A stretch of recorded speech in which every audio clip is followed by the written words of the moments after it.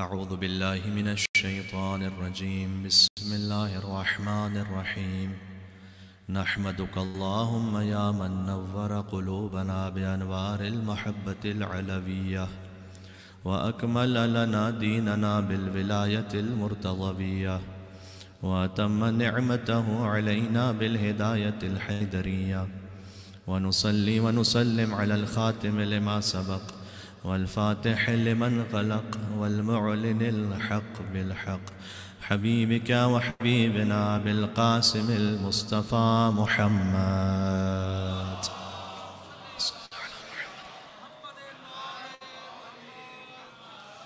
وأهل بيته الطيبين الطاهرين المعصومين المظلومين المنتجبين المنتخبين الميامين.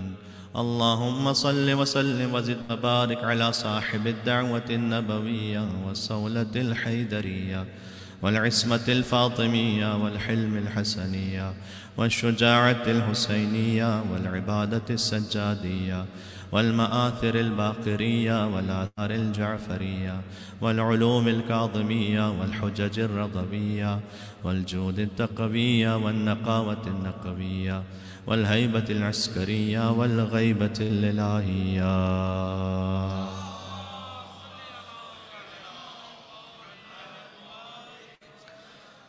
اللهم صل على علي أمير المؤمنين وقائد الغر المحجلين وإمام المتقين، عليه أفضل الصلاة والسلام وآلاف التحية والثناء.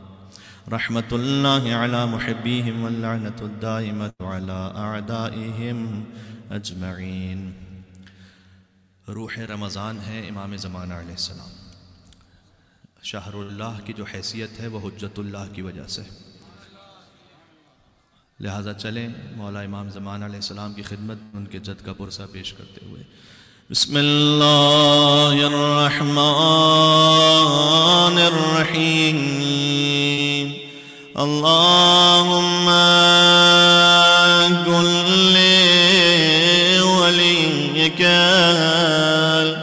حجة ابن الحسن صلواتك عليه وعلى آبائه في هذه الساعة وفي كل ساعة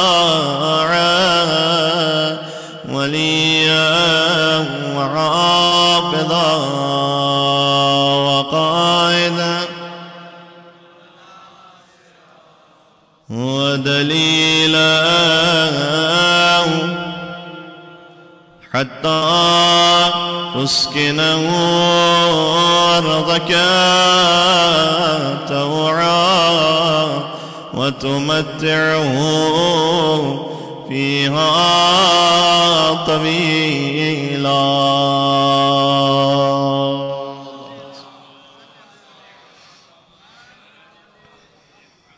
أما بعد فقد قال الله الحكيم في كتابه المجيد بسم الله الرحمن الرحيم.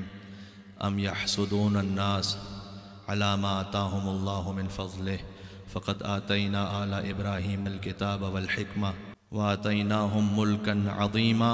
نعرہ الصلوات.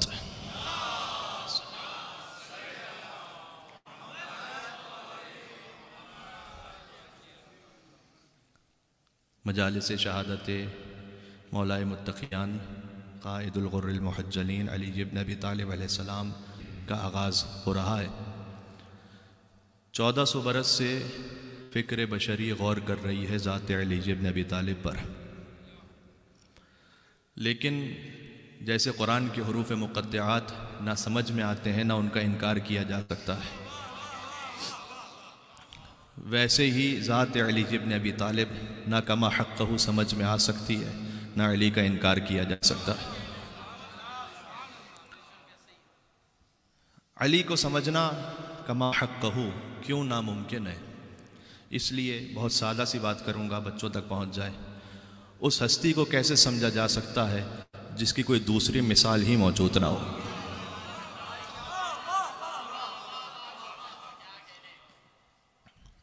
اگر آپ نے یا میں نے کوئی شے نہیں دیکھی تو آپ مجھے مثال سے سمجھاتے ہیں.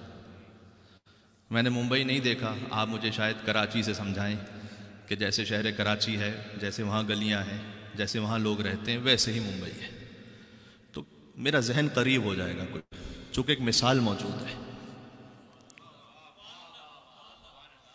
جس نے مثال کے طور پر ایک علمی مثال دے دوں، حضرت علامہ رشید ترابی صاحب علی اللہ مقامہ، جو ان کی جنریشن تھی. اب جو ہماری جنریشن جنہوں نے براہ راست انہیں نہیں دیکھا، تو آپ مثال سے سمجھاتے تھے کہ علامہ قبلہ طالب جوہری صاحب اللہ مقامہ، ان کو دیکھیے تو آپ کو کچھ سمجھ میں آئے گا کہ علامہ رشید ترابی صاحب ایسے تھے. دنیا میں ہر انسان کی، ہر شے کی، ہر مقام کی کوئی نہ کوئی اور مثال موجود ہے سوائے علی بن ابی طالب علیہ السلام.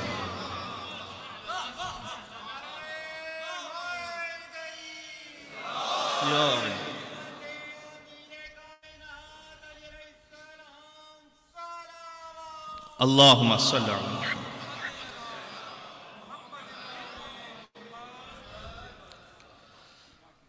بہت جلدی مجھے کچھ باتیں پیش کرنی ہے اور میں موضوع سے متصل ہو جاؤں گا فوراً سے پیشتر، کہ اس انسان کی کیسے سمجھا جا سکتا ہے جس کی کوئی اگزامپل موجود نہ ہو. لہذا شبلی شمیل ایک کرسچن رائٹر ہیں مصر سے، انہوں نے لکھا کہ علی نسخۃ مفردہ، علی وہ نسخہ ہے کہ جس کی کاپی نہیں ہے کوئی.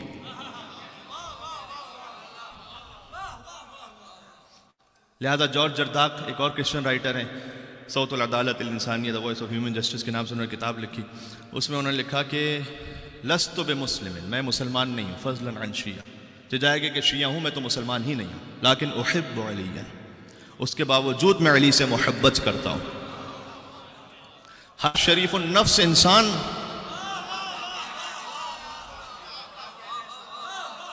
یہاں سے وہاں تک مل کے صلوات بیتے نام حیدر کرار علی ابن ابی طالب علیہ السلام.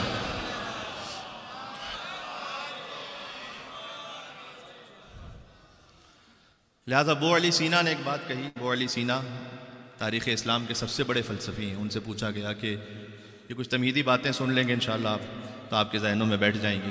بو علی سینا سے جب پوچھا گیا کہ علی کی مثال باقی اصحاب میں کیسی ہے، تو انہوں نے فرمایا کہ علی بین الاصحاب، علی ابن ابی طالب اصحاب کے درمیان ویسے ہیں جیسے المعقول بین المحسوس.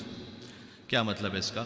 محسوس وہ ہوتا ہے ٹینجبل، جسے حس کیا جا سکے، حواس خمسہ سے آپ درک کر سکتے ہیں، جسے دیکھ سکتے ہیں، جسے سن سکتے ہیں، جسے ہاتھ لگا سکتے ہیں، جسے چکھ سکتے ہیں، اسے کہتے ہیں محسوس. ایک ہے معقول، جسے آپ دیکھ نہیں سکتے، جسے آپ چکھ نہیں سکتے. بو علی سینا نے کہا کہ علی کی مثال اصحاب میں ویسی ہے جیسے محسوس کے درمیان معقول ہو.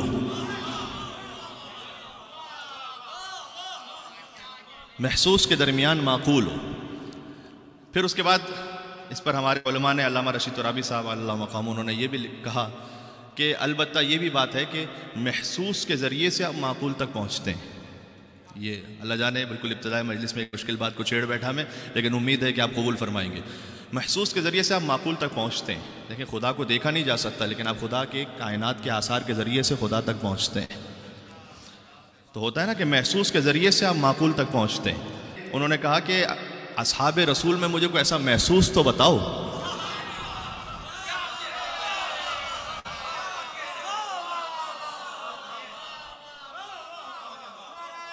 اللہ اکبر یا علی.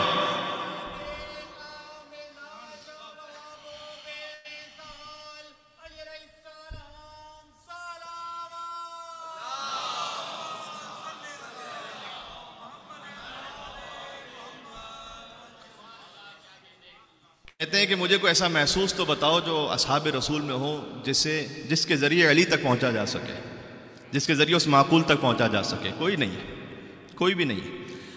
تو بہرحال ایک وہ ہستی کہ جسے کما حق ہو، جس تک پہنچنا ناممکن ہے. لیکن ہم سے ایک آ گیا کہ دیکھو تم اپنی بساط کے مطابق سفر کو آگے بڑھاؤ جتنا تم معرفت رکھتے ہو. رسول اللہ بھی اسی طریقے سے مولا علی کے بارے میں بیان کرتے تھے. ہر ایک کے سامنے ہر چیز نہیں کہہ دیا کرتے تھے.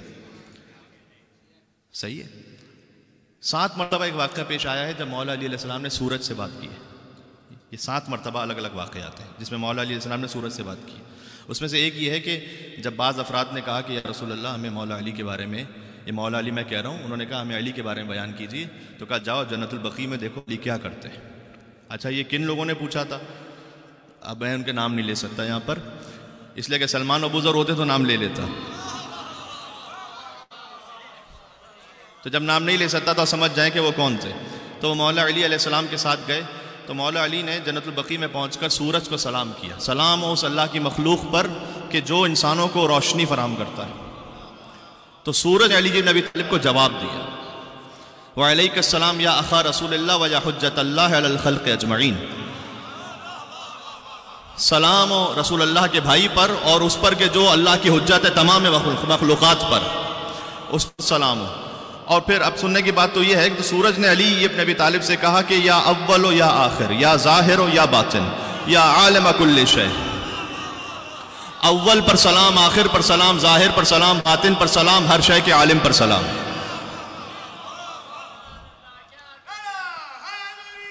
یا علی، اب سورج نے کہہ تو دیا لیکن یہ بڑی سخت بات تھی، اول و آخر تو اللہ سبحانہ و تعالیٰ کے ناموں میں سے۔ تو وہ آئے اور انہوں نے آ کر رسول اللہ سے پوچھا کہ یا رسول اللہ یہ سورج کیا بات کر رہا تھا علی کے لیے، کبھی اول کہہ رہا ہے، کبھی آخر کہہ رہا ہے، کبھی ظاہر، کبھی باطن۔ تو اس وقت رسول اللہ نے اسے کام ڈاؤن کر دیا، یعنی اس سلسلے کو، کیونکہ ظرفیت نہیں رکھتے تھے نا، لہذا فرمایا کہ دیکھو اول سے مراد یہ ہے کہ علی سب سے اول وہ ہے کہ جو مجھ پر ایمان لے کر آیا۔ ان کے مطابق علی ابن ابی طالب علیہ السلام کے لیے رسول اللہ نے یہ کہہ دیا کہ وہ سب سے پہلے وہ اول ہیں کہ جو مجھ پر جس نے اسلام کا اظہار کیا۔ ورنہ بات تو بہت واضح ہے کہ چھٹے امام سے جب پوچھا گیا کہ متى اسلم علی، علی کب مسلمان ہوئے، تو ایک لفظ کا سوال تھا، ایک لفظ کا جواب دیا امام نے، متى کفر علی، علی کافر کب تھے کہ ان کے اسلام لانے کی بات کی جائے۔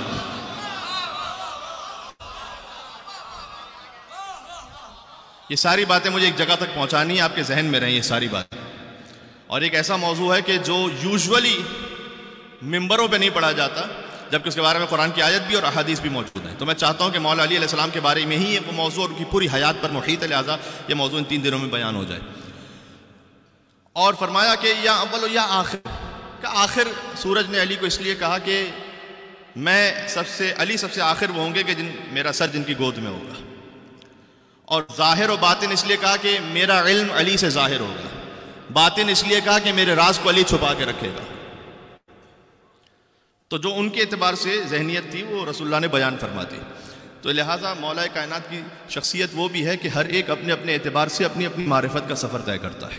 تو ہو سکتا ہے کہ انشاءاللہ ہم اس سلسلے مجالس سے اپنے آپ کو کچھ مزید بڑھا سکیں مولا کائنات کے در کی طرف۔ یہ تمام باتیں وہ تھیں کہ ان باتوں کی وجہ سے اللہ سبحانہ و تعالیٰ نے قرآن میں ایک آیت نازل کی ہے کہ علی ابن ابی طالب سے لوگوں کو حسد رہا۔ اور سمجھ لیجئے کہ یہ ہمارا موضوع ہے کہ علی ابن ابی طالب سے کیوں حسد رہا، کون حسد کرنے والے تھے، اس کی کیا وجہ تھی۔ اس لیے کہ قرآن کی آیت ہے سورہ نساء کی آیت نمبر 54، ام یحسدون الناس علی ما آتاہم اللہ من فضلہ، یہ لوگ حسد کرتے ہیں کچھ لوگوں سے اس لیے کہ اللہ سبحانہ و تعالیٰ نے اپنے فضل سے انہیں عطا فرمایا ہے۔ اس آیت کو ذہن میں رکھیں گے، سورہ نساء آیت نمبر 54 ہے یہ، کہ حسد کیا جاتا ہے۔ امام نے فرمایا ناس سے مراد ہم اہل بیت ہیں، یہاں پر کتاب الکافی کی روایت ہے کہ ہم اہل بیت وہ ہیں کہ جن سے حسد کیا گیا، اس لیے کہ اللہ نے جو فضل ہمیں عطا فرمایا، فقط آتینا آل ابراہیم الکتاب والحکمہ، اس لیے کہ ہم نے آل ابراہیم کو کتاب بھی عطا کی، حکمت بھی عطا کی۔ آل ابراہیم آل علی ہے کہ ہم نے انہیں کتاب اور حکمت عطا کی، یعنی رسول اللہ کو عطا کی کتاب اور پھر حکمت عطا کی۔ وَآتَيْنَاهُمْ مُلْكًا عَظِيمًا، اور ہم نے انہیں ملک عظیم عطا کی۔ خود مولا علی علیہ السلام کی روایت ہے، ملک عظیم کا مطلب کیا ہے کہ جس کی وجہ سے لوگوں کو حسد ہوتا تھا مولا علی سے۔ ملک عظیم کیا ہے یہاں پر؟ عجب جملہ ارشاد فرمایا کہ ملک عظیم یہ ہے کہ اللہ نے ہماری اطاعت کو تمام مخلوقات پر واجب قرار دیا۔ یہ جو تمام مخلوقات پر ہماری اطاعت واجب ہے، یہ ملک عظیم ہے، یہ اللہ نے کسی اور کو عطا نہیں کیا، صرف ہمیں عطا کیا بس۔ لہذا لوگوں کو مولا نے فرمایا کتاب الکافی میں، فرمایا کہ ہم وہ ہیں کہ جنہیں اللہ نے انفال عطا کی۔ انفال کا مطلب ہے کہ پہاڑ، سمندر، دریا، نہریں، یہ سب اہل بیت علیہ السلام کی ملکیت میں۔ اور وصف المال، اور مال کا خاص ایک حصہ ایسا عطا کیا ہے کہ جو بہترین مال ہے، یعنی دنیا کی ہر بہترین شے ہم سے منسوب ہے۔ پھر فرمایا کہ ہم راسخون فی العلم، ہمارے سینوں میں علم راسخ ہو گیا، اللہ سبحانہ و تعالیٰ نے ہمیں علم عطا کیا۔ وَنَحْنُ مَحْسُودُونَ، اور ہم وہ ہیں جن سے حسد کیا جاتا ہے۔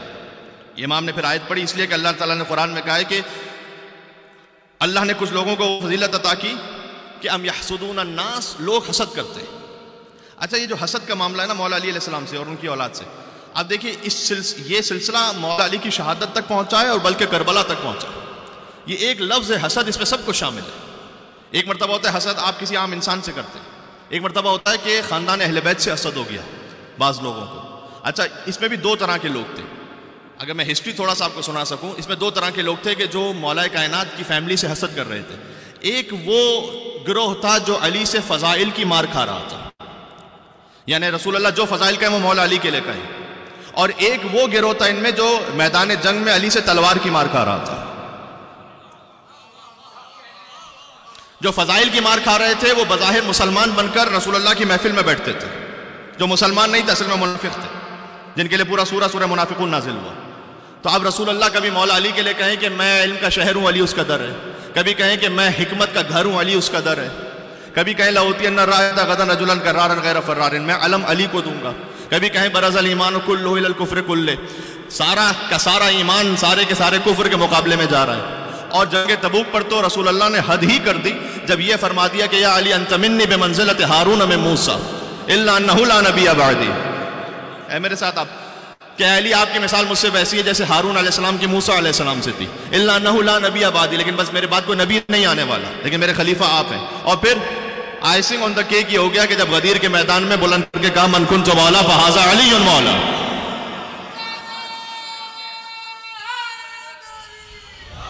یا علی،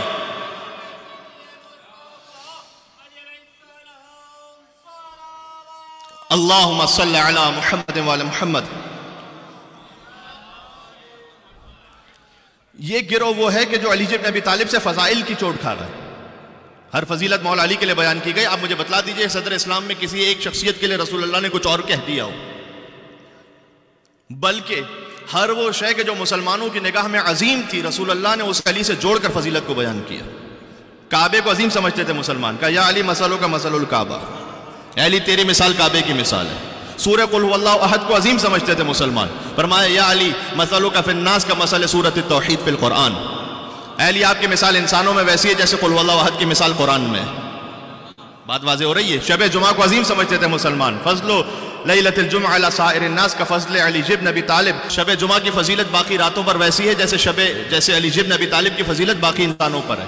رمضان کو عظیم سمجھتے تھے مسلمان، فرمایا کہ رمضان کا مقام باقی مہینوں میں ویسا ہے جیسے علی کا مقام باقی انسانوں میں۔ تو جہاں کہیں جس شے کو مسلمان پہلے سے عظیم سمجھ رہے تھے اسے جوڑ کر رسول اللہ نے مولا علی کی فضیلت بیان کر دی۔ تو یہ اتنا تسلسل تھا فضائل کا، اتنا تسلسل تھا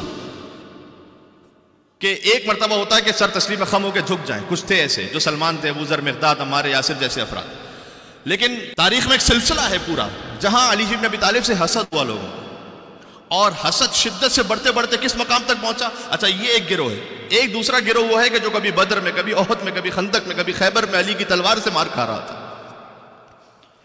یہ ابو سفیان کا خاندان ہے۔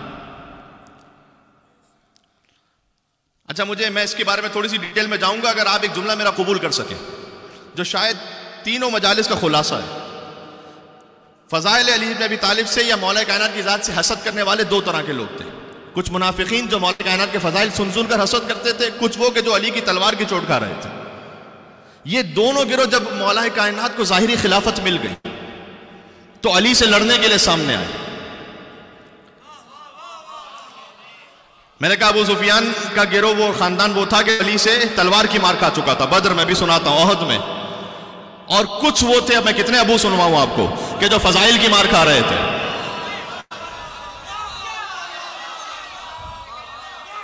ہے میرے ساتھ آپ یا نہیں؟ جب علی ابن ابی طالب کے پاس ظاہری خلافت آ گئی تو یہ دونوں گروہ علی سے مقابلہ کرنے کے لیے آئے۔ جو فضائل کی مار کھا رہا تھا اس کی بیٹی علی کے مقابلے میں آئی، جو تلوار کی مار کھا رہا تھا اس کا بیٹا علی کے مقابلے میں آیا۔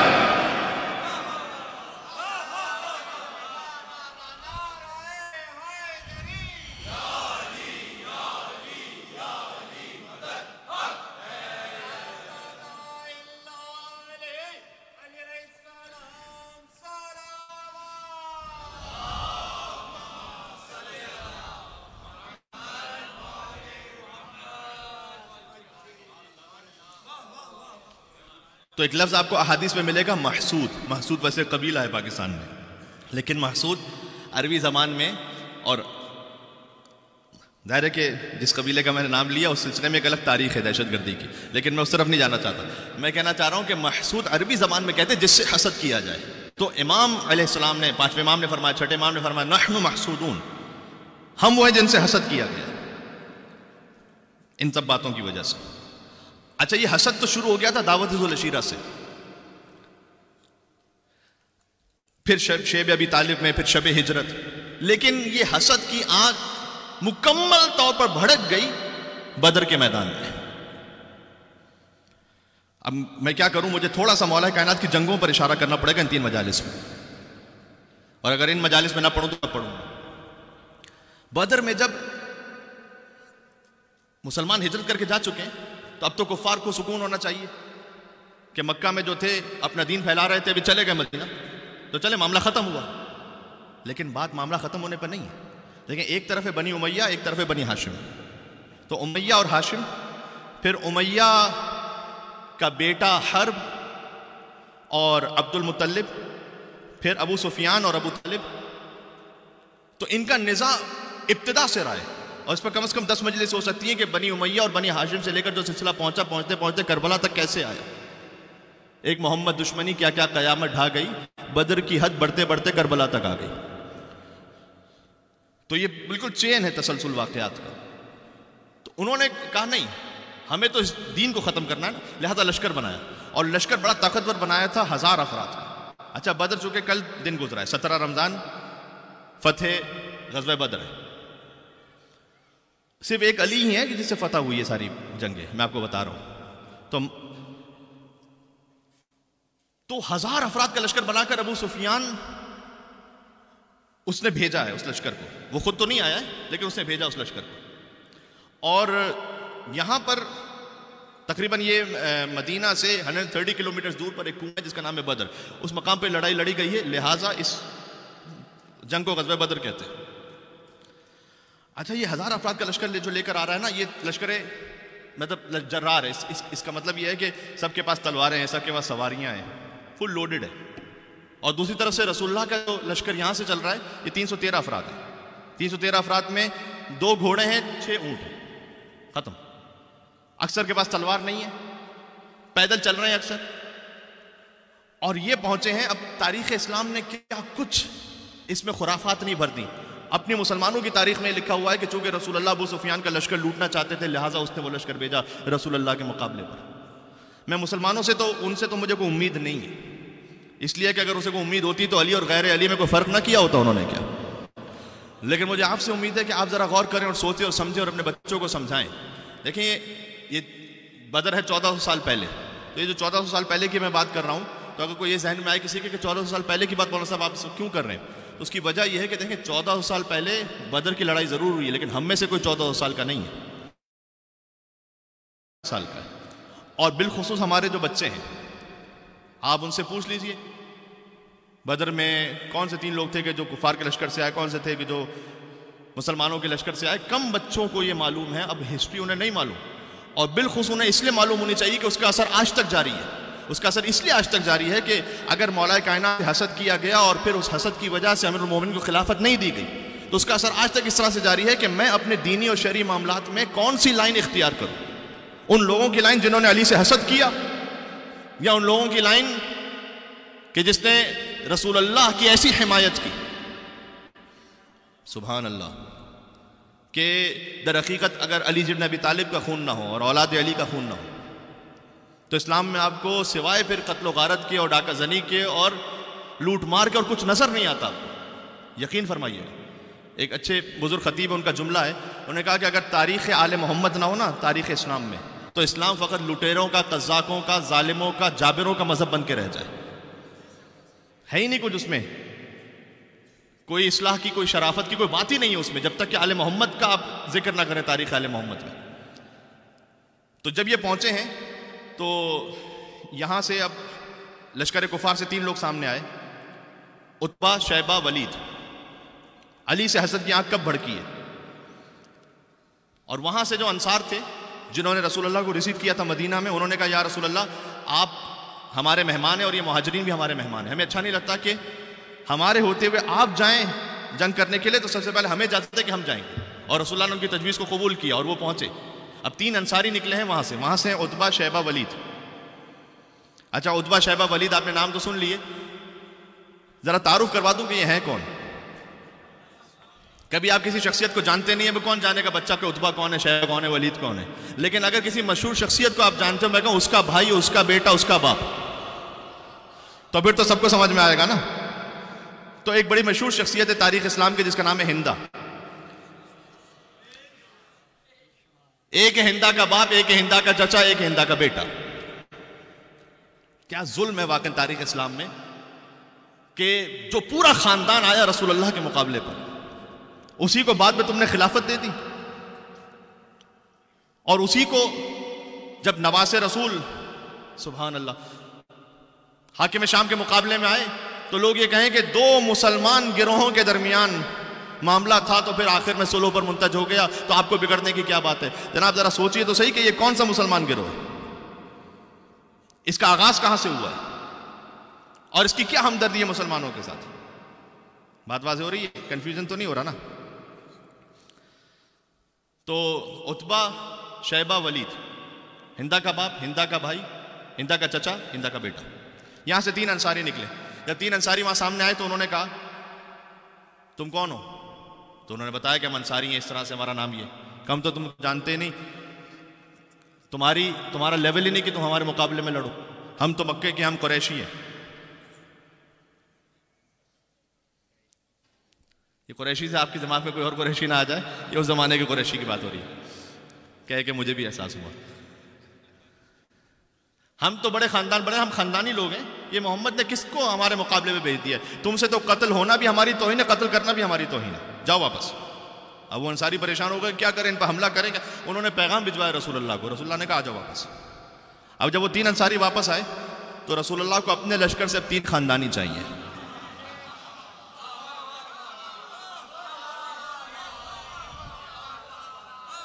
در تاریخ تو سمجھ میں آئے بچوں کو کہ رسول اللہ کو اپنے لشکر سے 3 خاندانی چاہیے. ولید, یہاں سے چلے حمزہ, عبیدہ, علی.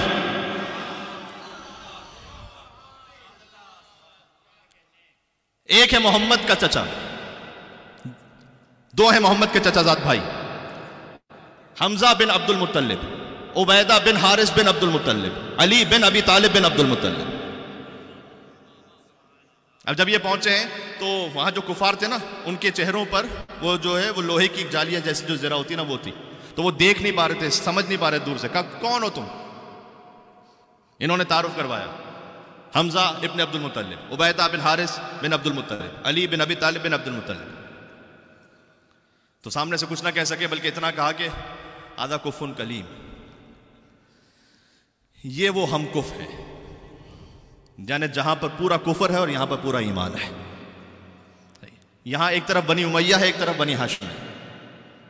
محمد نے وہ بھیجے, وہ جادو تو وہ جو سر چڑھ کے بولے. اور اس وقت چونکہ حضرت حمزہ سب سے سینئر تھے یہاں پر اور عتبہ وہاں سے بڑا تھا, تو حمزہ علیہ السلام اور عتبہ, اس کے بعد شیبہ,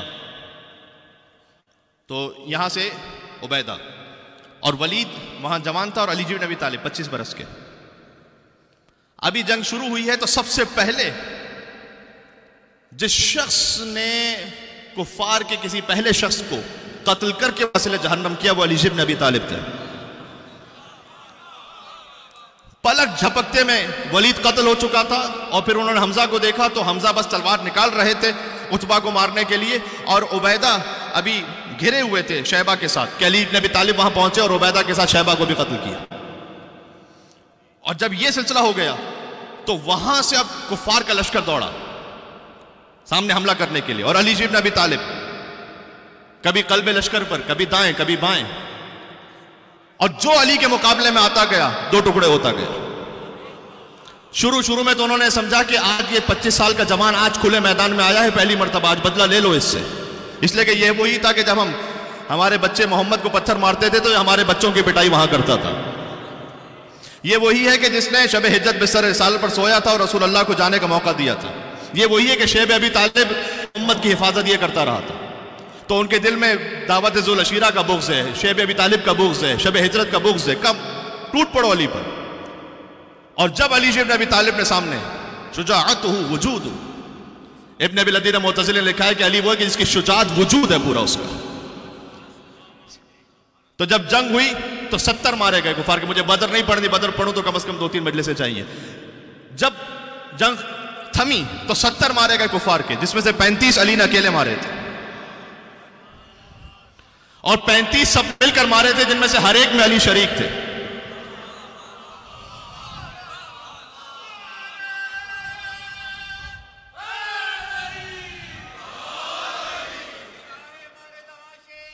کیا کہنا؟ اللہم صلی علی محمد وعلی محمد.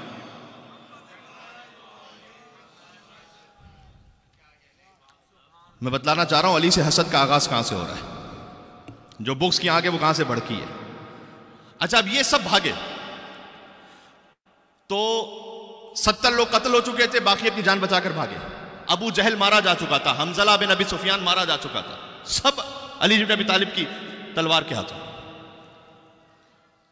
اچھا وہ جب وہاں سے آئے تھے نا تو تاریخ میں جا کے پڑھیے گا، جب مکہ سے چلے تھے تو کہتے ہوئے آپس میں چلے تھے بس محمد کا سر لینے جا رہے ہیں، نعوذ باللہ، جیسے کہیں پڑا ہوا ہے تو مل جائے گا. اور جب واپس پلٹے تو کوئی الیکٹرانک میڈیا تو تھا نہیں کہ پتہ چل رہا ہو کہ جنگ بدر میں ہو کیا رہا تھا. تو جب واپس پلٹے تو اس امید کے ساتھ تھے کہ ہاں بس اب تو محمد کا سر نعوذ باللہ آ رہا ہوگا. اور جب روتا پیٹتا لشکر جب آیا ہے تو ہے کیا ہو گیا؟ تب کسی کا چاچا، کسی کا ماموں، کسی کا بھتیجا، کسی کا بھائی. کس نے مارا؟ علی نے، علی نے، علی نے، علی نے، علی نے. ایک عجب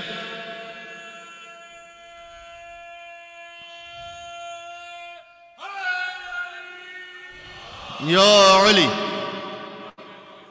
مکہ کے ہر گھر میں صف ماتم بچھی ہوئی تھی، نام ہے علی ابن ابی طالب سے. علی کے نام کا سب نوحہ پڑھ رہے تھے کہ علی نے مارا، علی نے مارا، علی نے مارا. سب سے زیادہ جو خاندان برباد ہوا وہ ہندا کا تھا. ہندا کا باپ، ہندا کا چچا، ہندا کا بھائی، یہ میں نے پہلے بتا دیا، اور ہندا کا بیٹا حنظلہ ابن ابی سفیان، یعنی جس کا باپ، چچا، بھائی، بیٹا سب مارے گئے اور سب کو علی نے مارا. یہ جو جنگ تھی نا، یہ یاد رکھیے گا، یہ کوئی زر زن زمین پر نہیں ہو رہی تھی. یہ نہیں تھی کہ بنی ہاشم نے کوئی قبضہ کر لیا تھا بنی امیہ کی زمین پر تو وہ آئے تھے چھڑانے کے لیے، یا کوئی کسی خاتون کا معاملہ نہیں تھا کہ شادی بیاہ کے معاملے میں جھگڑا ہو گیا تو لڑنے کے لیے آئے تھے. یہ جو زر زن زمین کا معاملہ ہوتا ہے، یہ معاملہ اس بارے میں تھا کہ بنی ہاشم کہہ رہے تھے کہ لا الہ الا اللہ، اور بنی امیہ کہہ رہے تھے کہ نہیں، اللہ ایک نہیں ہے، بت 360 ہے. جنگ اس پر ہو رہی ہے، یہ ذہن میں رکھیے گا. اور میں نے عرض کیا کہ یہاں سے یہ نقطہ آغاز ہے اہل بیت سے حسد کا. اس سکے کا ایک رخ ہے بدر، دوسرا جو رخ ہے وہ ہے کربلا. اگر نہ ہوتا ایسا تو یزید کیوں کہتا کہ جب سر امام حسین علیہ السلام سامنے آیا، یا لیت اشیاخی ببدر شہید، کہ میرے بزرگ زندہ ہوتے بدر کے تو وہ دیکھتے کہ آج میں نے بدر کا بدلہ چکا دیا. اچھا بدر کے موقع پر نہ امام حسین علیہ السلام کو ظاہری حیات تھی، ان کی ولادت ہوئی تھی، نہ یزید دنیا میں پیدا ہوا تھا. تو یزید نے تو دیکھا ہی نہیں کہ بدر میں کیا ہوا تھا، لیکن اتنا ضرور ہے نا کہ جب سے پیدا ہوا ہے تو اپنے خاندان میں ہائے بدر، ہائے بدر، ہائے علی، ہائے علی، ہائے علی سنا ہوگا نا. تو وہ جو بغض تھا علی بن ابی طالب کا دل میں، اور اولاد علی سے. اچھا بدر پہ جب، میں وقت نہیں ہے میرے پاس، یہ حسد کی آنکھ بڑھتے بڑھتے وہاں پہ پہنچی کہ اب انہوں نے کہا کہ نہیں، 1000 کا لشکر کافی نہیں ہے، 3000 کا لشکر بنا، 3000 کا پھر لشکر بنا. اور جب جنگ احد ہوئی، یہ 1 سال کے فرق کے ساتھ ہے، تو ہندا جو ہے وہ اپنے گلے میں ڈھول لے کر اسے پیٹا کرتی تھی مکہ میں، اس لیے کہ جو کفار کی سرداری تھی نا وہ 3 لوگوں کے پاس تھی، ابو جہل، ابو لہب، ابو سفیان. ابو جہل بدر میں مارا گیا، ابو لہب اتنا بڈھا ہو گیا تھا کہ وہ بدر میں آیا ہی نہیں تھا، اور بدر کا سن کے وہ گھٹ گھٹ کر مر گیا. سیصلی نارا ذات لہب، واصل جہنم ہو گیا. اسی لیے تو قرآن کی سند موجود ہے، سیصلی نارا ذات لہب، کوئی غیر پارلیمانی لفظ بھی نہیں اگر کہا جائے تو.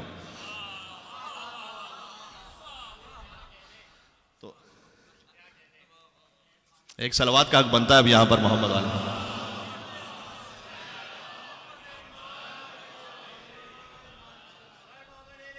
کیا بات ہے. اللہم صلی علی. پانی دے دیں گے یا نجف رسا نعرہ لگائیں.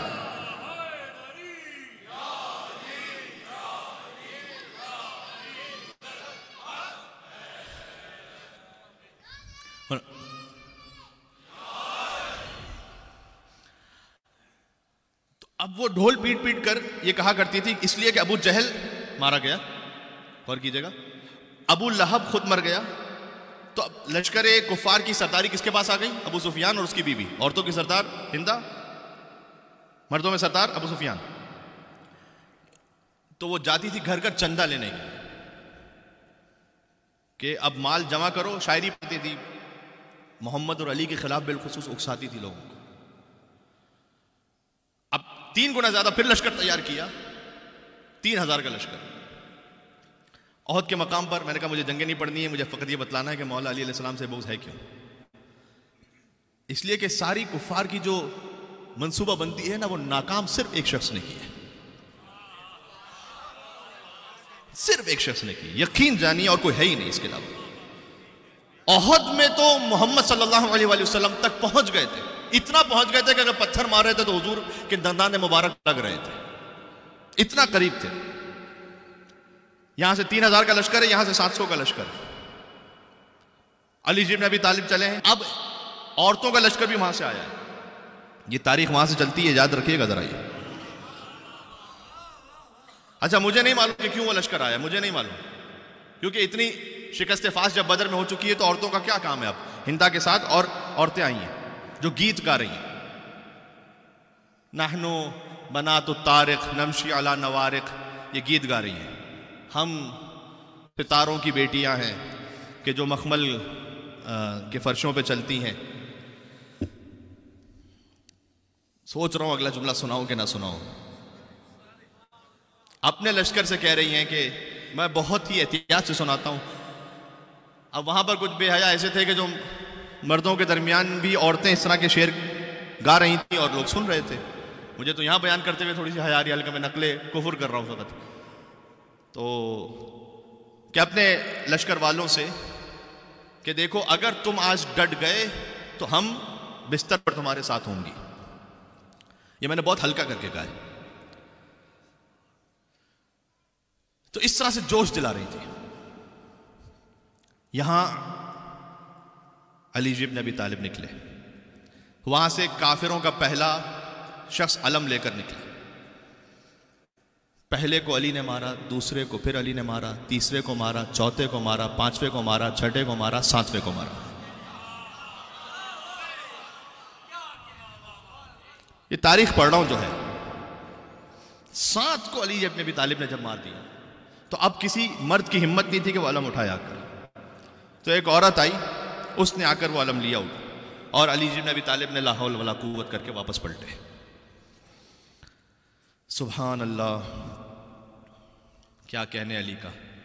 ابھی میں پہنچا اگر آگے تک تو میں بتلاؤں گا کہ علی فقط تلوار نہیں چلاتے تھے, دشمن کا سر نہیں کاٹتے تھے. دشمن کا سر تو بحکم رسول اللہ قلم کرتے تھے, لیکن اصول انسانیت کو نہیں کاٹتے تھے. ہر ایک ہاتھ اتنا سبک نہیں ہوتا کہ دشمن کو تو مار دے لیکن اصول زندہ رہنے دے. سامنے جب عورت آئی, علی بن ابی طالب واپس پلٹے. اور پھر وہاں سے پھر ایک گمسان کروں گا. احد کی ایک پہاڑی تھی, 4 کلومیٹر دور ہے مدینہ سے. پہاڑی تھی, اس پہاڑی پر مسلمانوں کا جو 700 کا لشکر ہے اس میں ایک ایشو یہ تھا, یا قدرتی طور پر ایک بات یہ تھی کہ اس پہاڑی پہ ایک ٹنل.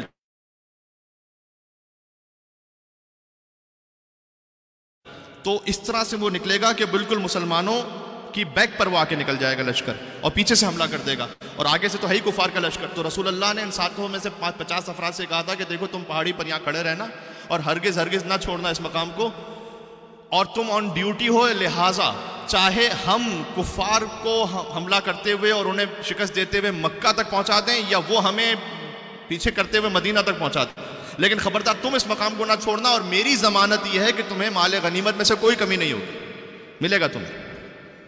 جب مسلمانوں نے حملہ کیا اور علی بن ابی طالب اس میں سب سے آگے تھے, اور حمزہ ابن عبد المطلب, تو وہ لشکر کفار کا بھاگا.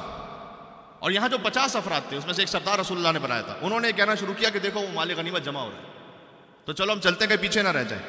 تو سردار نے کہا کہ تمہیں اس سے کیا مطلب ہے؟ رسول اللہ نے کہا کہ یہاں سے ہٹنا نہیں. تو تھوڑا دیر انہوں نے پھر اور انتظار کیا، کہا نہیں پتہ نہیں کون سا مال بچے کون سا نہ بچے. لہذا 50 میں سے 48 چلے گئے مال غنیمت جمع کرنے کی تاریخ میں، 2 لوگ رہ گئے. 48 کتنا پرسنٹ ہوتا ہے میرے بھائی؟ 96%. 96% رسول اللہ کا حکم چھوڑ کے چلے گئے. لوگ ہم سے کہتے ہیں کہ اگر رسول اللہ نے علی کے بارے میں کلیئر اعلان کیا ہوتا، ہائے ہائے ہائے پتہ نہیں کتنی بات پہنچ رہی ہے.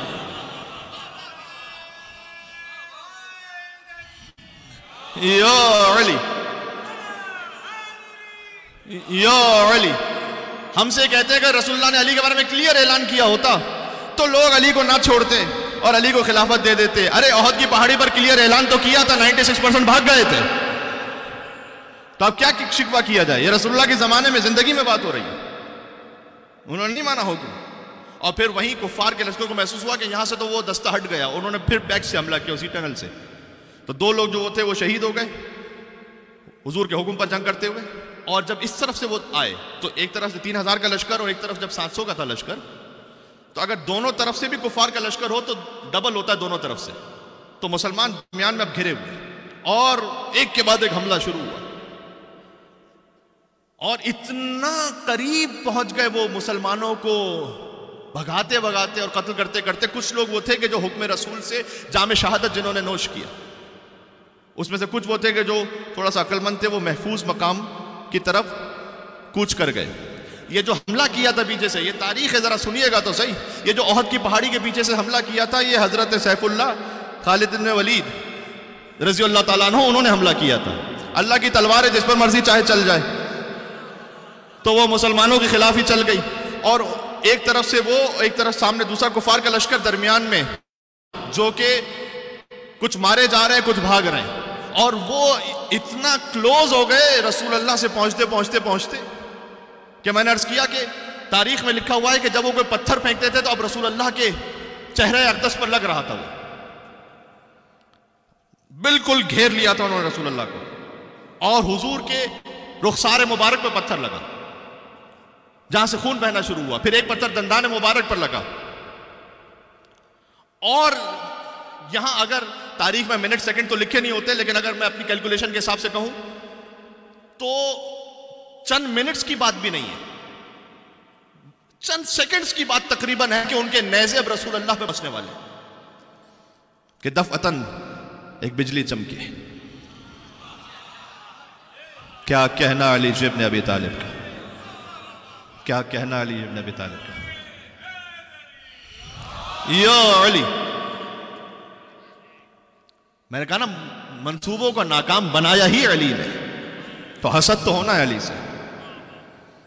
کہ پھر علی ابن ابی طالب نے محمد کا طواف کرنا شروع کیا. یہ وہ طواف عشق تھا جو علی کے علاوہ کوئی کر نہیں سکا. سبحان اللہ، کہ جس کے صدقے میں کعبہ بنا تھا اس کا طواف وہ کر رہا تھا جو خود کعبے میں آیا تھا. اور چاروں طرف جب علی ابن ابی طالب نے اپنی تلوار سے کفار کو دور کرنا شروع کیا تو جیسے جیسے وہ گھومتے جاتے تھے تو سروں کی قطار لگتی جاتی تھی رسول اللہ کے قدموں میں. اور پھر ایک اور دائرہ بناؤ، پھر ایک اور دائرہ بناؤ اور ایک اور دائرہ بناؤ. اور کفار دور ہوتے گئے، دور ہٹے، پھر دور ہٹے، پھر دور ہٹے. اب بات یہ ہے کہ مولا کائنات نے لڑتے لڑتے کہا کہ یا رسول اللہ تلوار ٹوٹ گئی ہے. حضور کے پاس اپنی تلوار بھی تھی، وہ دے سکتے تھے، لیکن بظاہر حضور کا منصوبہ یہ تھا کہ جس کا سپاہی ہے وہی ہتھیار بھیجے گا.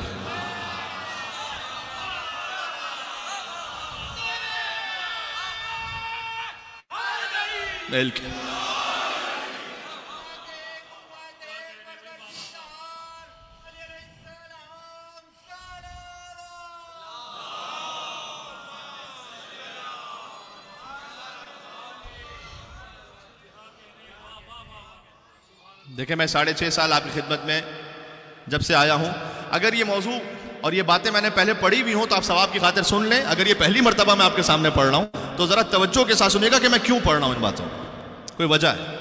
اور میں یہ نہیں کہہ رہا کہ میری بات پہ غور کیجئے, اس سبجیکٹ پہ غور کیجئے کہ پوری تاریخ اسلام بنتی ہی در حقیقت علی ابن ابی طالب کی قربانیوں کی وجہ سے. سارا سلسلہ ہی وہ ہے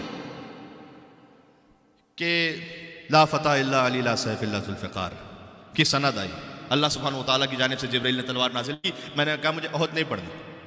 ہاں لیکن اس سارے معاملے میں یہ ہوا کہ وہ ہندا کے جو اپنے وحشی غلام کو لے کر آئی ہوئی تھی اور اس نے یہ کہا تھا کہ مجھے 3 میں سے ایک کسر چاہیے, یا محمد کا, یا علی کا, یا حمزہ کا. ایک تاریخ میں لکھا ہے کہ اس نے اس دوران جنگ میں علی بن ابی طالب پر نیزہ مارا تھا پہلے, کیونکہ حضور تو مولا علی کے حصار میں تھے. یہ اس نے پہلے ہی کہا تھا ہندا سے کہ محمد تک پہنچنا ممکن نہیں ہے, اس لیے کہ علی بن ابی طالب کی حفاظت میں وہ نہیں ہو سکتا. کہا اچھا علی. تو جب علی پر نیزہ مارا تو بعض علماء یوں بیان کرتے ہیں کہ جیسے پشت سے وہ نیزہ آیا تھا اور علی بن ابی طالب نے اسے روکا یوں اور اس کی جانب فقط دیکھا اور اسے اشارہ کیا کہ اب نہیں. تو اتنی ہیبت تھی علی بن ابی طالب کی کہ وہ دور سے وحشی پھر سے ہمت نہیں کر سکا کہ دوبارہ نیزہ مارے علی کو. تو پھر اب تیسرا سر جو چاہیے تھا وہ حضرت حمزہ علیہ السلام کا تھا. حضرت حمزہ علیہ السلام کے سینے کو دور سے نشانہ لیا, قلب پر وہ نیزہ لگا. حضرت حمزہ علیہ السلام کی شہادت ہوئی, دردناک شہادت. اور ذرا سوچئے گا, ایک خاتون, یعنی اللہ تعالیٰ نے عورت کو محبت کا, ہمدلی کا مظہر بنایا ہے, لیکن کیا شقاوت ہوگی اس خاتون کے دل میں کہ جو آئے حمزہ کے لاشے پر اور پھر سینے اور پیٹ کو چاک کرے اور کلیجہ نکالے. اور ابھی ابھی شہادت ہوئی تو لازمی سی بات ہے کہ خون تو بہہ رہا ہوگا, تو جب کلیجے کو چبائے تو یہاں سے خون بہہ رہا ہو, اور پھر اعضاء کو کاٹ کر اس کا ہار بنائے.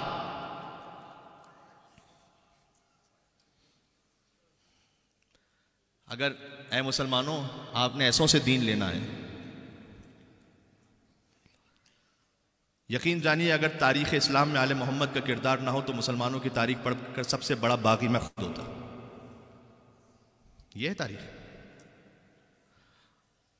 جب یہ واپس پلٹے ہیں تو خوش تو تھے ایک حد تک, خوش تو تھے کہ ہم نے آج مسلمانوں کو بہت مارے, لیکن ایک طرف سے یہ بھی تھا ان کے دلوں میں کہ خاطر خواہ کامیابی نہیں ہوئی, اس لیے کہ ابھی محمد و علی زندہ ہیں. تو ہم جتنے بھی مسلمان مار لیں یہ محمد و علی چند دنوں میں اسے دگنے بنا دیں گے دوبارہ. جو مسلمان بنانے والے ہیں وہ زندہ ہیں. بس میں آخری جملہ کہہ رہا ہوں, میں آ رہا ہوں منزل مصائب پر.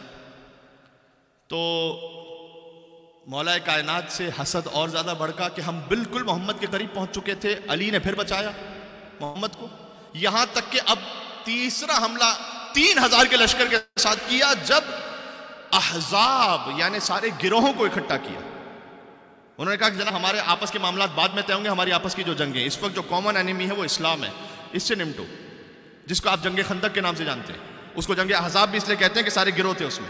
اور جب وہ لشکر انہوں نے تیار کر بھی لیا تو انہوں نے کہا کہ کتنا بھی لشکر تیار کر لیں معاملہ بننے نہیں والا, ایک علی ہے وہاں پر, علی کے مقابلے میں کوئی ڈھونڈ کر لے کر آؤ. اور علی کے مقابلے میں جس ڈھونڈا گیا وہ عمر ابن عبدود تھا جو 1000 لوگوں سے لڑتا تھا. میں نے عرض کیا, بہت میں تفصیل میں نہیں جانا چاہتا, سخت ترین حالات تھے, خندق کھودی گئی, عمر ابن عبدود پھلانگ کر آ گیا, فقط بس اس ایک علی کو مار دیجئے تو آپ محمد تک پہنچ جائیں گے. حسد یہ ہے کہ کیوں علی درمیان میں, حسد یہ ہے کہ دین اسلام کو بچانے کے لیے کیوں علی کی اولاد درمیان میں, کبھی حسن ہے, کبھی حسین ہے, کبھی زینب ہے, ام کلثوم ہے, کیوں علی کی بیٹیاں ہیں, کیوں علی کی اولاد ہے.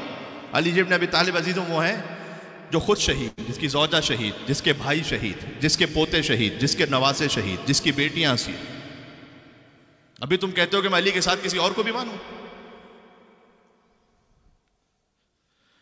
یا اللہ, جعفر طیار شہید, علی کے بھائی, علی کی زوجہ شہید سیدۃ النساء العالمین, علی کے بیٹے شہید, فقط حسن اور حسین نہیں, ام البنین سے 4 بیٹے ہیں علی کے جو کربلا میں شہید ہوئے ہیں.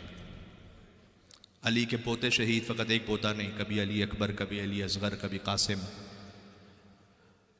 علی کے نواسے شہید, کبھی طفلان مسلم, کبھی اون و محمد. یہ خاندان علی تو ہے عزیزوں، اور کون ہے؟ کون سا خاندان ہے مجھے بتاؤ؟ ام یحسدون الناس علی ما آتاہم اللہ من فضلہ.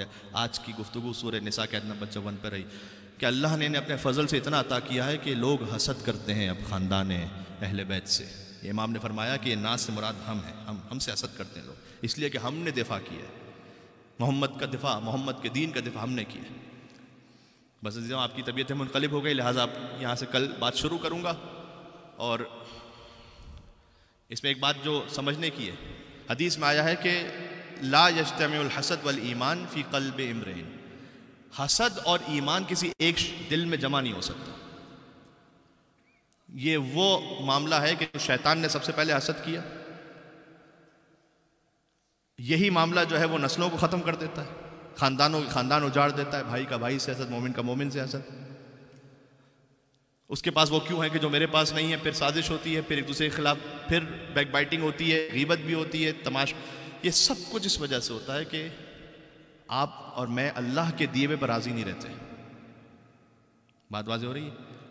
حسد نیکیوں کو ایسے کھا جاتا ہے کہ جیسے لکڑی، آگ لکڑی کو کھا جاتی ہے، ختم ہو جاتا ہے، ایمان ختم ہو جاتا ہے.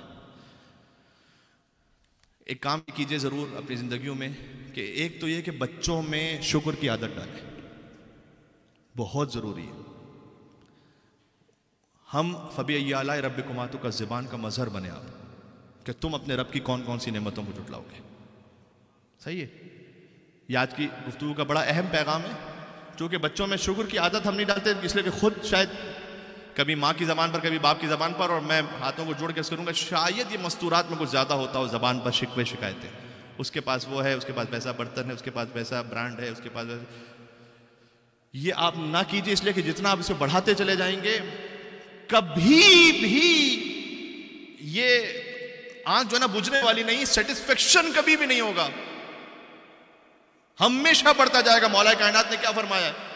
مولا کائنات نے فرمایا کہ اپنی خواہشات کے بے لگام گھوڑے کو قناعت کی لگام سے کھینچ لو. ہائے ہائے ہائے ہائے، سبحان اللہ. میں قربان ہو جاؤں نام امیر المومنین. یہاں سے وہاں تک مل کے صلوات بھیجیں محمد و آل محمد پر. اللہم صلی علی.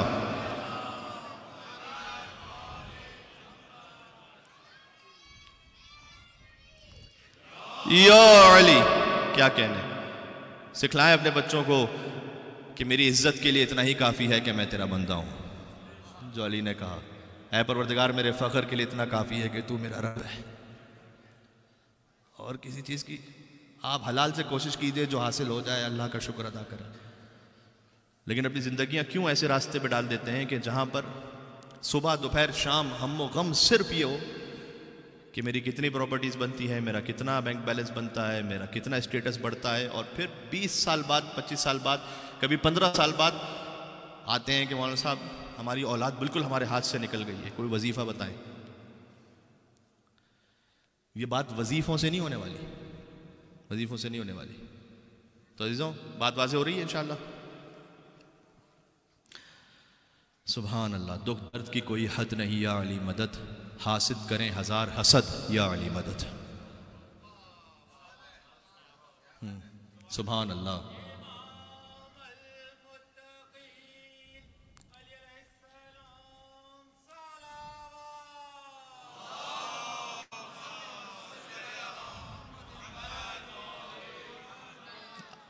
آپ کی بیدار سماعتوں کے نام ماشاءاللہ اتنی تعداد میں مومنین ہیں. دکھ درد کی کوئی حد نہیں یا علی مدد. دکھ درد تو ہوں گے زندگی میں لیکن علی سے سہارا لیں. حاسد کریں ہزار حسد یا علی مدد. اور ایسا ازل سے عشق علی مل گیا مجھے، کہتا رہوں گا تا با ابد.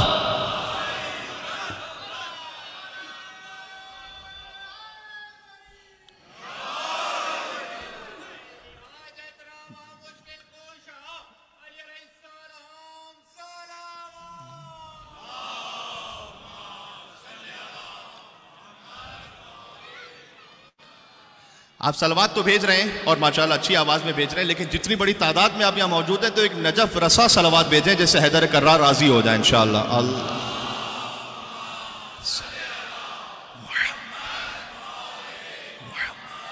وعجل فرجہم. آج علی کی بیٹیاں مغموم ہیں، مولا کائنات نے فرمایا غدن ترون ایامی، تم نے مجھے بہت میرا دل دکھایا ہے، تم بعد میں پہچانو گے میری عظمت کو۔ یہ امام کا جملہ ہے تاریخ میں خدا سے دعا کرتا ہوں وہ مجھے تم سے دور کر دے۔ لوگوں سے کہتے تھے تم نے میرا بڑا دل دکھایا ہے۔ عزیزوں، علی کا دل فقط آج نہیں دکھایا، علی کا دل تو اس وقت دکھایا تھا جب زہرا کو دربار میں بلایا تھا۔ رونے والے آئے ہیں علی ابن ابی طالب کا ماتم کرنے، آج رسول اللہ کو پرسہ دینا ہے ان کے وصی کا، آج فاطمہ زہرا کو پرسہ دینا ہے۔ اے بی بی، آپ نے جس کی ولایت کی خاطر اپنی جان قربان کی تھی، آج اس کی شب ضربت آ گئی ہے۔ آج علی کی اولاد کو پرسہ دینا ہے، امام حسن، امام حسین، ابو الفضل عباس، بی بی زینب، بی بی ام کلثوم، علی کی بیٹیوں کو، علی کی اولادوں کو۔ حدیث میں رسول اللہ نے فرمایا ہے کہ علی کی منزلت، علی کا حق، حق علی علی حاضر الامہ کا حق الوالد علی الولد یا علی ولد۔ علی کی منزلت اور علی کا حق امت پر ایسا ہے کہ جیسے ایک باپ کا حق اولاد پر ہوتا ہے۔ تو آج میں آپ سے کہوں کہ ہمارے بابا کی شب ضربت ہے، آج ہم یتیم ہونے جا رہے ہیں۔ آج سید ہوں یا غیر سید، لیکن علی ابن ابی طالب سے جو ایمانی رشتہ ہے، یا اللہ، علی کا دل تم نے اس وقت دکھایا تھا کہ جب زہرا کو در و دیوار کے درمیان پیس دیا تھا۔ علی کا دل اس وقت دکھایا تھا کہ جب محسن کو شکم مادر میں مار دیا تھا۔ علی کا دل اس وقت دکھایا تھا کہ جب زہرا کو مدینہ کی گلیوں میں گرا دیا تھا۔ ہائے ہائے ہائے، مولا سے پوچھا جاتا سب سے مشکل موقع کون سا ہوتا ہے؟ ایک مرد کے لیے فرمایا جب اس کے سامنے اس کی زوجہ کو مارا جائے، اسے صبر کرنا پڑے۔ علی ابن ابی طالب نے نہج البلاغہ میں کہا میری آنکھوں میں کانٹا تھا، میرے حلق میں ہڈی تھی، میں نے صبر کیا۔ ابھی حضرت حمزہ کے قاتل کی بات ہوئی، وہ وحشی، رسول اللہ نے سب کو چونکہ عام معافی کا اعلان کیا تھا فتح مکہ کے بعد، لیکن اس سے یہ کہا تھا تو میرے سامنے نہ رہا کر، تو چلا جا مدینہ سے، اس لیے کہ جب میں تجھے دیکھتا ہوں تو مجھے حضرت حمزہ کی شہادت یاد آتی ہے۔ رسول اللہ چند دن بھی حمزہ کے قاتل کو نہیں دیکھ پائے تھے، مولا علی 25 سال تک زہرا کے قاتلوں کو دیکھتے رہے، صبر کرتے رہے۔ یا علی حیدر کرار، ایک موقع وہ آیا، بس عزیزوں، آج کی شب کے لیے 30 سال پہلے مولا علی علیہ السلام نے بی بی زہرا کو دفن کرتے ہوئے کہا تھا کہ نفسی علی زفراتہا محبوسہ، اے زہرا میں آپ کو دفن کر رہا ہوں، میری سانسیں میرے سینے میں رک رہی ہیں۔ یا لیتہا خرجت مع الزفراتی، کاش اس آہ کے ساتھ میری سانس میں نکل جائے، علی دنیا سے چلا جائے۔ 30 سال علی نے آج کے دن کا انتظار کیا تھا۔ 13 رمضان سے وصیتیں مکمل کی، 41 ہجری کا رمضان تھا، امام حسن کو وصیت کی، حسین کو وصیت کی، محمد حنفیہ کو وصیت کی، اور بار بار کہتے تھے عنقریب یہ داڑھی علی کے خون سے رنگین ہو جائے گی، عنقریب یہ داڑھی علی کے خون سے خضاب ہو جائے گی۔ 19 رمضان کی شب آ گئی، آپ نے کہیں نہ کہیں افطار کیا ہوگا، آج علی نے اپنی بیٹی ام کلثوم کے یہاں افطار کیا۔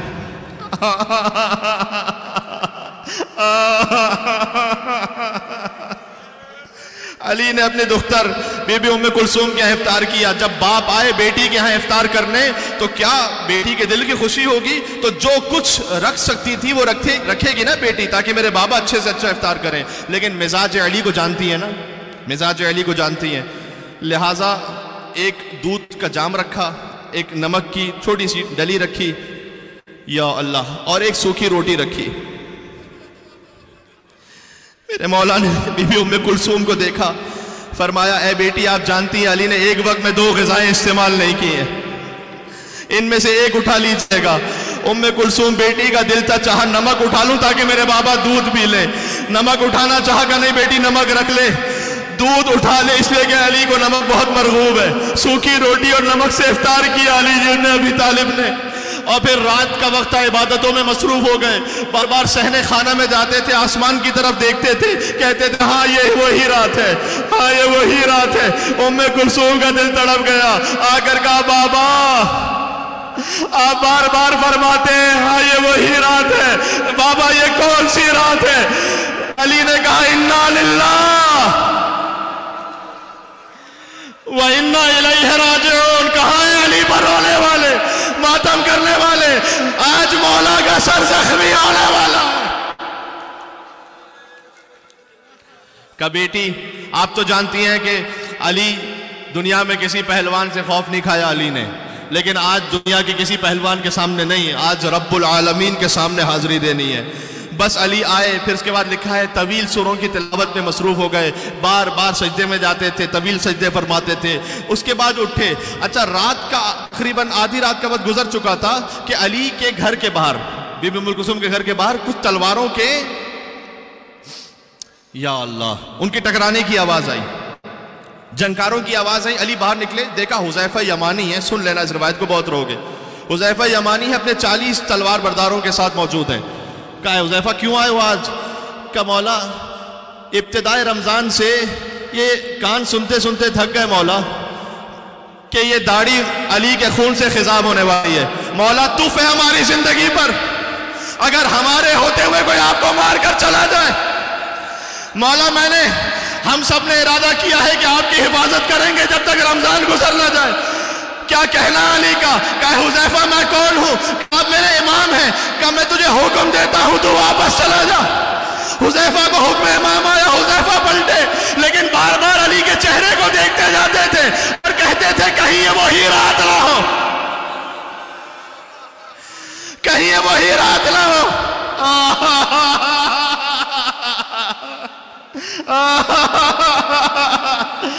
علی کی رات گزرتی گئی، بار بار کہتے تھے اپنے اصحاب کو یاد کر کے این عمار، این ابن التیحان، عمار کہاں ہے؟ ابن تیحان کہاں ہے؟ این ذو الشہادتین، خزیمہ بن ثابت کہاں ہے؟ بس یہ وہی جملے تھے۔ جب حسین رخصت آخر کو نکلے تھے کہتے تھے این مسلم ابن اخی۔ اصحاب باوفا کو یاد کیا۔ صبح کی اذان سے پہلے علی نکلنا چاہتے ہیں کہ مرغابیوں نے گھیر لیا حق ولی کو، دروازے سے جانے نہیں دیتی تھی علی کو۔ چھوٹی چھوٹی مرغابیاں آ گئیں اور اپنے منقاروں میں انہوں نے علی کے دامن کو تھام لیا، جیسے زبان بے زبانی سے کہہ رہی ہوں کہ مولا نہ جائیے، علی ہمیں چھوڑ کر نہ جائیے۔ علی نے ام کلثوم کی جانب دیکھا، کہا بیٹی اگر ان کے دانے پانی کا خیال کر سکو تو انہیں اپنے پاس رکھنا، ورنہ انہیں آزاد کر دینا۔ اس لیے کہ علی پسند نہیں کرتا کہ علی کے گھر میں کوئی جانور رہ جائے اور وہ بھوکا پیاسا رہ جائے۔ مولا جس کوفہ میں وصیت کی تھی اسی کوفہ میں آپ کی سکینہ سوالیں آپ کرتی رہی۔ کوئی علی کی بیٹیوں کو پانی دینے والا نہیں تھا، کوئی علی کی پوتی کو پانی پلانے والا نہیں تھا۔ یا علی حیدر کرام، کمر بند الجھا، دیوار دروازے میں الجھا، مولا نے کمر بند کو ٹھیک کیا، کہا یا علی احضر حیازمک للموت فإن الموت لاقیک، اے علی اپنی کمر کو موت کے لیے تیار کر لے، یقیناً موت تجھ سے ملاقات کرنے والی ہے۔ تشریف لائے مسجد میں۔ یا اللہ عزیزوں، آج آخری مرتبہ ہے کہ جب علی نے پڑھا مولایا یا مولایا انت المولا، مسجد کوفہ میں علی کی مناجا، مولایا یا مولایا انت المولا وانا العبد وهل يرحم العبد الا المولا۔ پروردگار تو مولا ہے، میں بندہ ہوں، بندے پر سوائے مولا کے کون رحم کرے گا؟ مولایا یا مولا انت الخالق وانا المخلوق، تو خالق ہے میں مخلوق ہوں، مخلوق پر سوائے خالق کے کون رحم کرے گا؟ علی مناجات پڑھ رہے تھے، یہ آخری موقع ہے جب علی نے مسجد کوفہ میں مناجات پڑھی ہیں۔ اس کے بعد مازن مسجد پر آئے جہاں اذان دینے کی جگہ تھی، آخری اذان دی، اللہ اکبر اللہ اکبر۔ علی اذان دے رہے تھے، کوفہ کی گلیوں میں علی کی آواز گونج رہی تھی، لوگ آہستہ آہستہ آنا شروع ہوئے۔ دیکھا ایک شخص ہے کہ جو اوندھا لیٹا ہوا ہے مسجد میں، میں کہوں گا مولا سب کو جگائیے گا لیکن اسے نہ جگائیے گا، لیکن علی جواب دیں گے کہ کچھ بھی ہو جائے علی اپنے قاتل کو بھی بے نمازی نہیں دیکھ سکتا ہے۔ وہ علی جو اپنے قاتل کو بے نمازی نہ دیکھ سکے، وہ اپنے ماننے والے کو بے نمازی کیسے دیکھے گا؟ ذرا سوچ لینا۔ علی نے ابن ملجم کو بیدار کیا کہ نماز کا وقت ہو گیا ہے۔ وہ لعین اٹھا، علی ابن ابی طالب نے نماز پڑھانا شروع کی۔ پہلی رکعت ہے، رکوع میں گئے سبحان ربی العظیم و بحمدہ، اب پہلا سجدہ ہے۔ ابن ملجم عزیزوں، میں نے پڑھا ہے کتابوں میں کہ جو تلوار تھی نا وہ ابروؤں تک شخ ہوتے ہوئے آ گئی تھی۔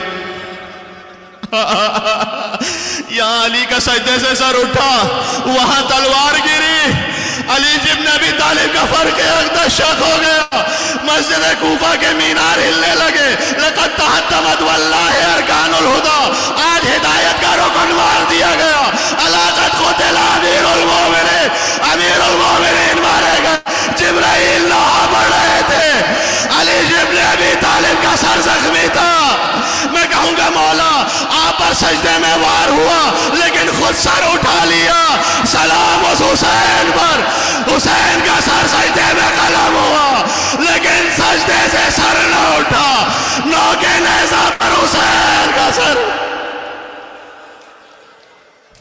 تھوڑا سا اور آوازوں کو آزاد کرنا، آخری جملہ کہنے لگا ہوں، باقی مصائب اعمال میں پڑھیں گے انشاءاللہ، اور باقی مصائب کل کی مجلس میں، ذرا ساتھ ساتھ رہیے گا۔ علی نے حسن کو آگے کیا، حسن کے لئے غدیر بنائے، حسن کی امامت میں نماز کو پورا کیا، میرے بعد حسن امام ہے۔ جہاں نماز ختم ہوئی تو علی غنودگی کے عالم میں گئے، جیسی غنودگی کے عالم میں گئے کچھ دیر بعد آنکھیں کھولی، دیکھا حسن کی گود میں علی کا سر ہے۔ کہا بیٹا حسین کہاں ہے؟ حسین کہاں ہے؟ کہا بابا وہ آپ کے قدموں سے، روایت میں کہ حسین اپنے رخساروں کو علی کے تلووں سے لگا کر کہتے تھے لا یوم، بابا اس دن کے بعد جو رسول اللہ گئے تھے اس کے بعد یہ سب سے سخت دن ہے۔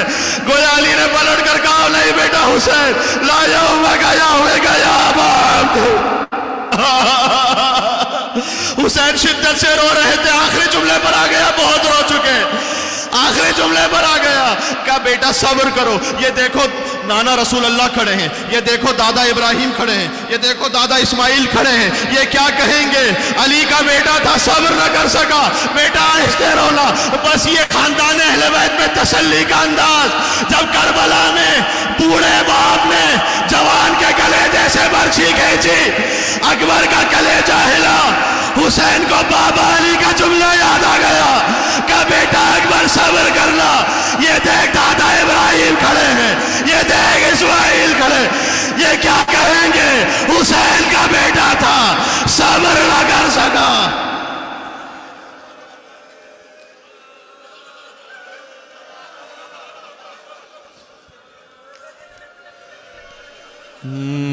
یا ملسن یا امیر المؤمنین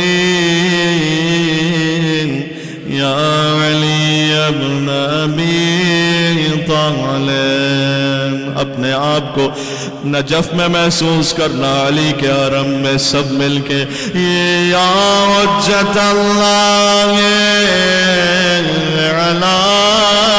خلقہ یا سیدنا و مولانا انا توجہنا واستشفعنا وتوسلنا بك إلى الله وقدمناك بين يدي حاجاتنا يا وجيها عند الله اشفع لنا۔ اتنا بڑا مجمع ہے، نام حیدر کرار پر، شب 19 رمضان ہے، یا وجینا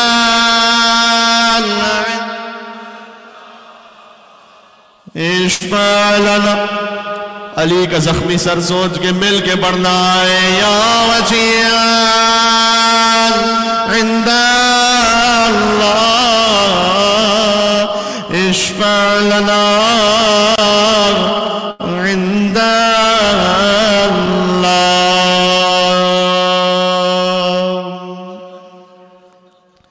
یا علی یا حیدر کرار۔